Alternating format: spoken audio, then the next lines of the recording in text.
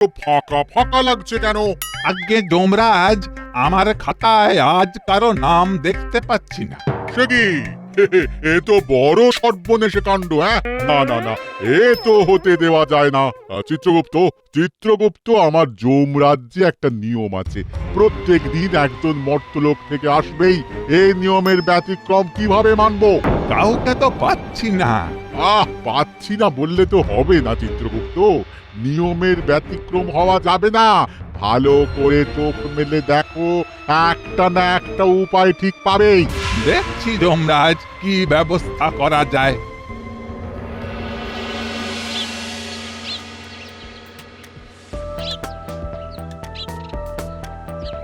বাবা রে, কি ভারী গোপাল দাদা। হবে না, ভারী হবে না। খাওয়ার বহরটা একবার দেখলি না? ওহ, কি খেতে পারে রে বাবা! ওরে বাবা রে বাবা রে বাবা! আর আর কত দূরে নিয়ে যেতে হবে মন্ত্রী মশাই? এসে গেছে, ওই তো।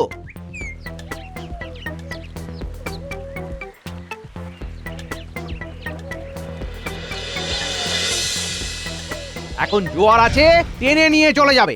একেবারে চমৎকার কাজ হয়েছে, যা আপদ বিদায় হোক। বাহ, মন্ত্রীমশাই তো ভালো ফেঁসে গেল। মন্ত্রীমশাইকে ভয় দেখিয়ে বেশ কিছু টাকা লোটা যাবে। রাত্রিবেলাটা শুকে ঘুমো, কাল সকালে না হয় একটু দেখা করে আসবো।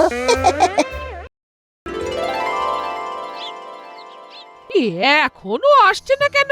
কোথায় গেল?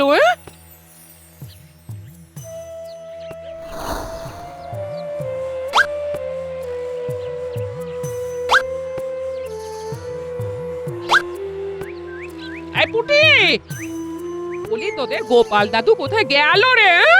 দিদা, আমরা তো আজ গোপাল দাদুকে দেখিনি। আমরা কিন্তু অনেকক্ষণ ধরে খেলছি। আমি এখন কি করি? বলি কোথায় যাই? হ্যাঁ, দিদা, মহারাজের কাছে যাবে? কথাটা মন্দ বলিসনি রে পুটি। যদি মহারাজ কোনো বিশেষ কাজে পাঠান, চলো দিদা আমাদের সাথে মহারাজের কাছে। বলছিস? চল তাহলে, চল।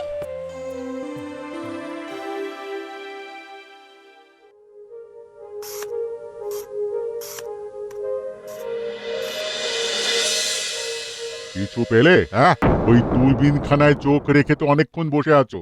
হ্যাঁ, কিছু নজরে কি এসেছে না আসেনি? এসেছে, এসেছে। একজনকে নদীর চরে আটকে থাকতে দেখছি। আরে নিয়ে এসো, ওকেই নিয়ে এসো। বাবা হিডে আর মানিক, আগে বলুন। যাও, কৃষ্ণনগরের ঘূর্ণি নদীর চরে একটা মানুষ পড়ে রয়েছে। যাও, ওকে নিয়ে এসো। যথাজ্ঞাদেব, আমরা এক্ষুনি নিয়ে আসছি। আর হিরে,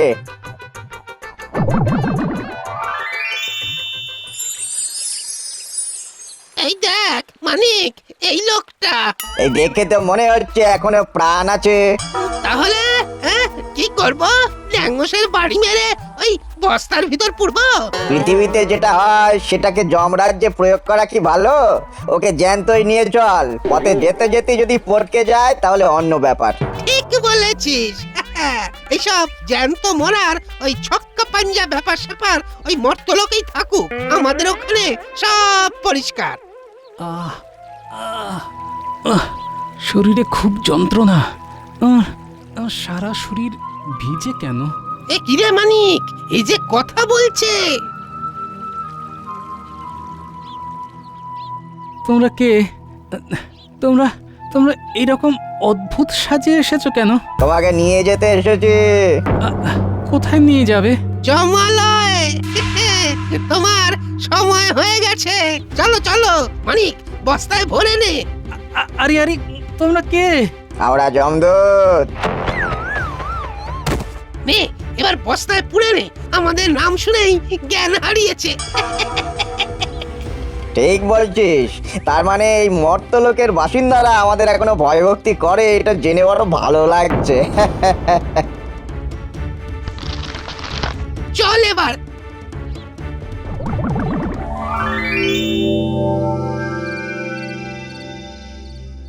আহা, কেঁদো না গোপাল বউ, কেঁদো না। এরকম কেঁদো না, গোপাল আমাদের সম্পদ। আমি আকাশ পাতাল এক করে দেব। আজ রাত থেকেই আমি গুপ্তচর লাগিয়ে দিচ্ছি।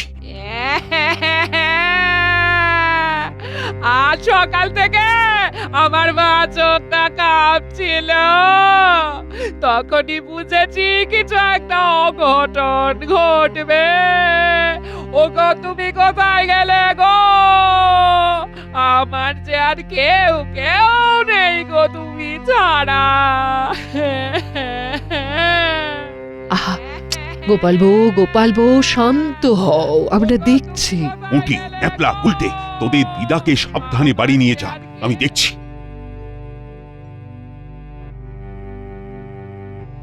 আমার মন বলছে গোপালের কিচ্ছু হয়নি, গোপালের কিছু হতে পারে না। মহারাজ, আপনি এক্ষুনি গুপ্তচরকে খবর পাঠান। তুমি কিচ্ছু চিন্তা করো না রানী, আমি গোপালকে ফিরিয়ে আনবই। প্রহরী,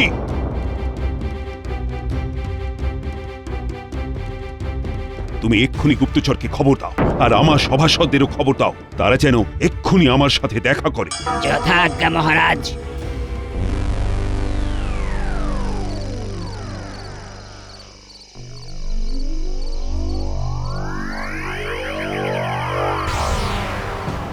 এনেছো? এনেছো? কই কই কই, দেখি দেখি দেখি, বস তার মুখ খোলো। যথাজ্ঞা যমরাজ।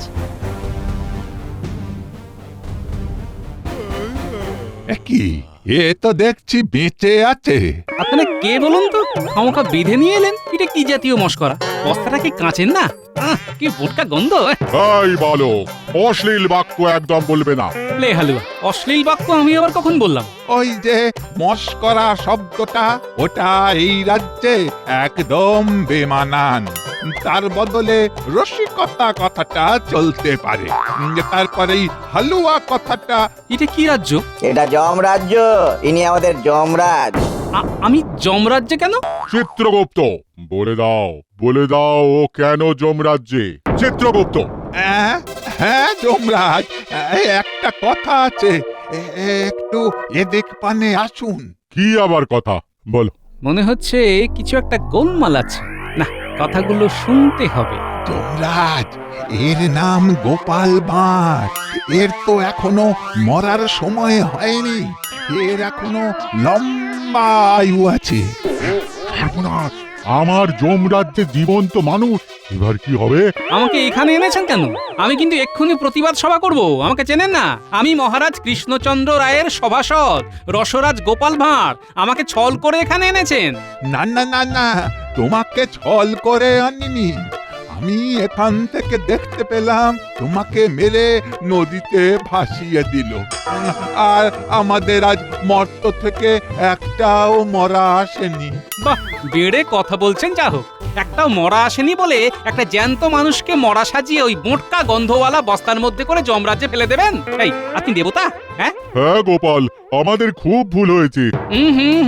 ভুল হয়েছে বললে তো হবে না, ভুল শোধরাতে হবে। আমাকে আবার কৃষ্ণনগরে পাঠিয়ে দিন। আরে সেটা হবার তো জো নেই গোপাল, যমরাজ্যে যে আসে সে তো আর মরতে ফিরতে পারে না। এটা বললে তো হবে না যমরাজ, আমি তো স্বেচ্ছায় আসিনি, এসেছি। বলুন বলুন, আমাকে নিয়ে এসেছেন। আমার কিন্তু খুব খিদে পেয়েছে, খাবার দিন। আগে খাবার খাই, তারপর সব গল্প শুনবো। ঠিক আছে ঠিক আছে ঠিক আছে। এই হিরে মানে কে যত্ন করে অতিথিশালায় নিয়ে যাও, এই যা যা খেতে চাইবে খাওয়াও, কোনো কার্পণ্য করো না। হ্যাঁ, যথাজ্ঞা যমরাজ। আসুন দেব। বাবা, এক ঝটকা একদম তুমি থেকে আপনি, তারপর আবার দেব। ওহ, আর পারি না। চিত্রগুপ্ত, কিছু একটা উপায় বের করো যাতে আমাদের জমালয়ের নিয়ম কানুন ঠিক থাকে, আর ওই গোপালও খুশি হয়। দেখছি যমরাজ, আপনি উতলা হবেন না।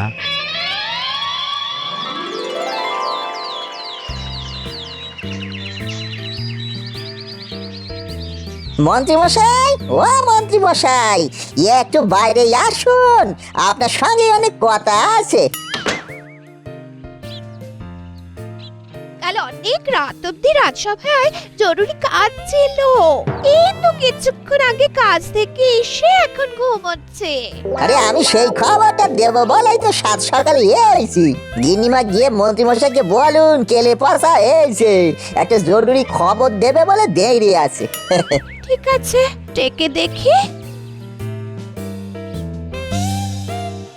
এই শুনছো? এই আরে কি হলো?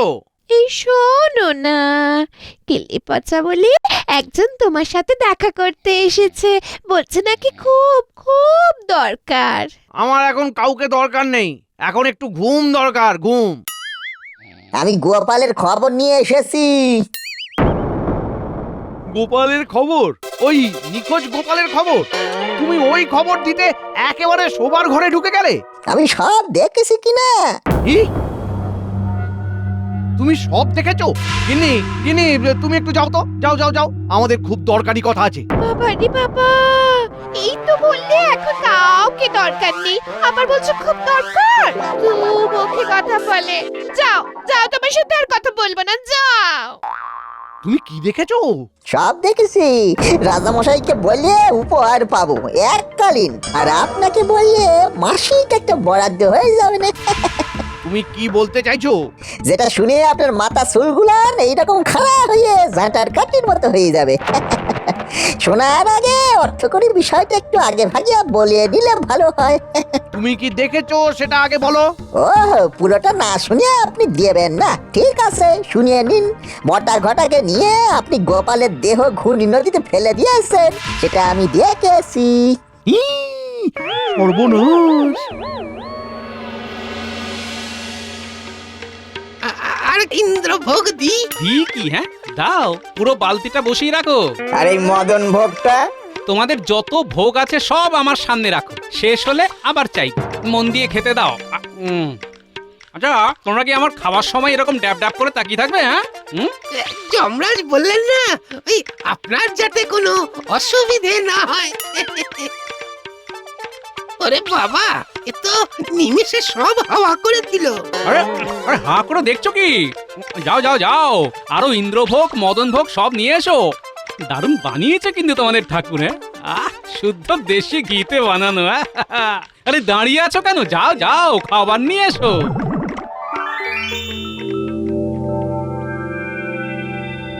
গোপালের সব ইতিহাস পেলে?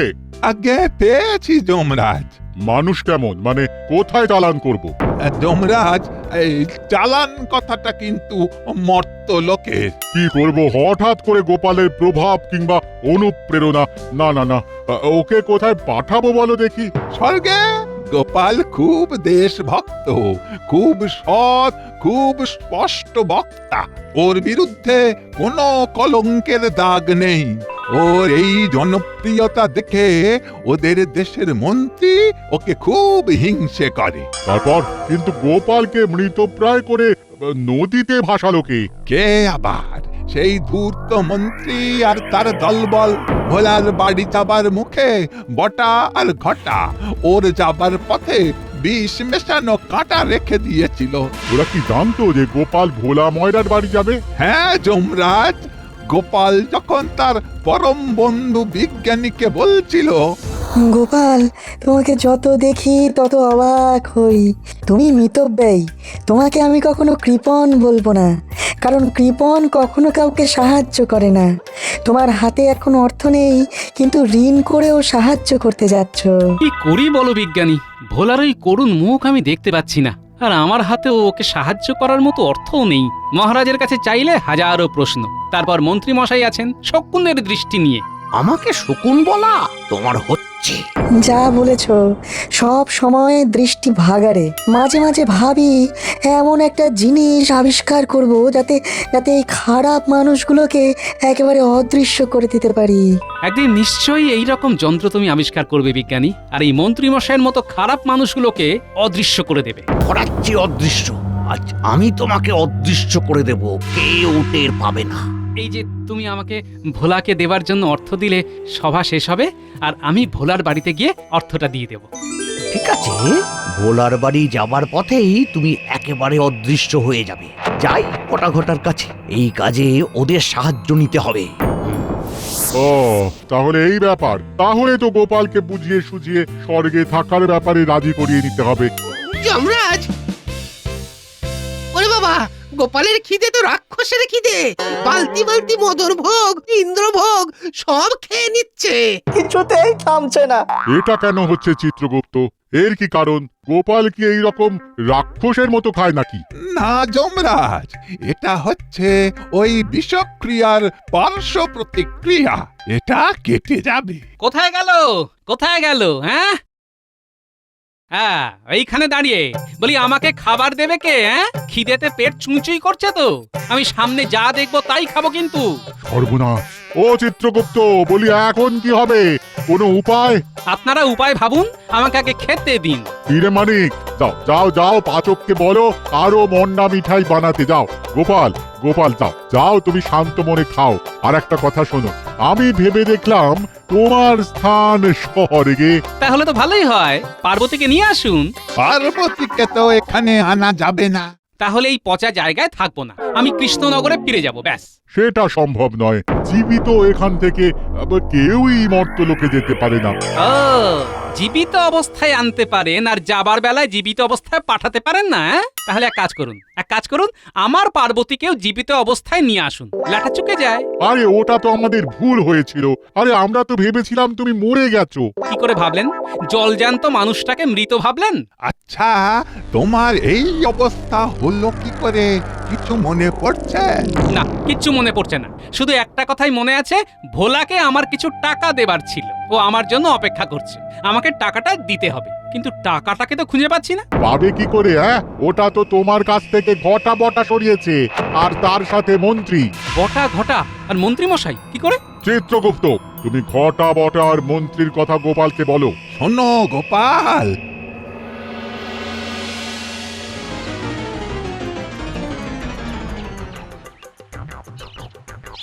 কি হলো মন্ত্রী মশাই, আপনি এমন ছুটছেন কেন?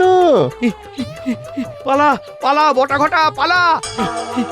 কেলে পচা আমাদের দেখেছে, আমরা যে গোপালকে নদীতে ফেলে দিয়েছি সেটাও দেখেছে। পালা!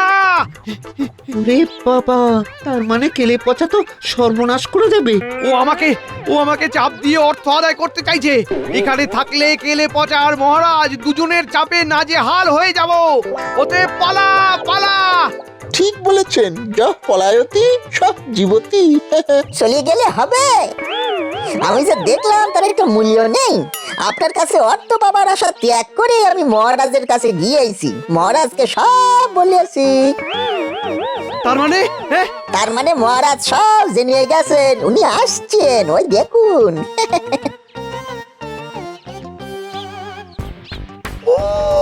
আমার একটা কাজও সঠিকভাবে হয় না। ছি মন্ত্রী, ছি, তুমি এতটা নিচে নেমে গেছো, হিংসেতে অন্ধ হয়ে গোপালের এত বড় ক্ষতি করলে। প্রহরী, মন্ত্রীকে বাঁধো, কারাগারে নিক্ষেপ করো, সাথে এই বটা আর ঘটাকেও। এবারে বুঝলে কেন আমরা তোমাকে মৃত ভেবে ভুল করেছিলাম? বুঝলাম, কিন্তু এই যে এত বড় অন্যায়টা হলো, তার কোনো শাস্তি হবে না? হয়ে গেছে। তোমাকে যখন নদীতে ভাসানো হচ্ছিল তখন একজন সেটা দেখে ফেলে, সে মহারাজকে জানিয়েও দেয়। ব্যাস, তাহলে তো ভালোই হলো। আমার পার্বতীকে এনে দিন, আমি আর আমার পার্বতী দুজনে স্বর্গে সুখে কাটাই। সেটা হয় না, নিয়ম নেই। ও, নিয়ম নেই? তাহলে আমি এই স্বর্গে কি করি একবার দেখে নিন। কি করবে? তছনছ করে দেব। একে তো আমার প্রচন্ড খিদে পেয়েছে, রাস্তা ঘাটে গাছে কত ফল, সব খাবো। ও চিত্রগুপ্ত, এই যে সব কিছু তছনছ করে দেবে বলছে, কি করব কিছুই তো ভেবে পাচ্ছি না। তোমার যে কি করে একটা এইরকম ভুল হলো? এক কাজ করুন মহারাজ, গোপালকে বরং মরতে পাঠিয়ে দিন, পরে ইন্দ্রদেবের কাছে ভুল স্বীকার করে নেব। বলছো? হ্যাঁ, ঠিক আছে ঠিক আছে গোপাল, গোপাল তুমি তোমার জায়গায় ফিরে যাও। ফিরে মানে ওকে ওই ঘূর্ণি নদীর পাড়ে ফেলে দিয়ে এসো অজ্ঞান অবস্থায়। হ্যাঁ, কিন্তু তুমি জমালয়ের কথা সব ভুলে যাবে গোপাল। হ্যাঁ গোপাল, হ্যাঁ হ্যাঁ, যাও যাও যাও যাও, গোপালকে নিয়ে যাও, গোপালকে নিয়ে যাও।